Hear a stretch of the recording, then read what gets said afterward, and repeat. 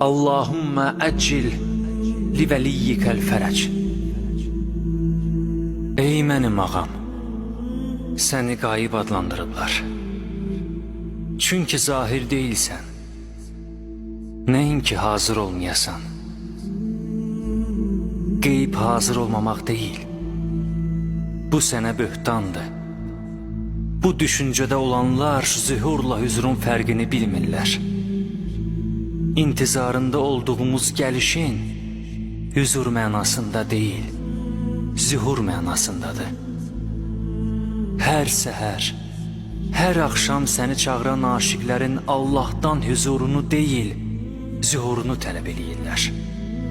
Zahir olduqda hamı heyrətdən barmağını dişləyəcək və deyəcək ki, öncə də səni görüb. Doğru deyəcəklər.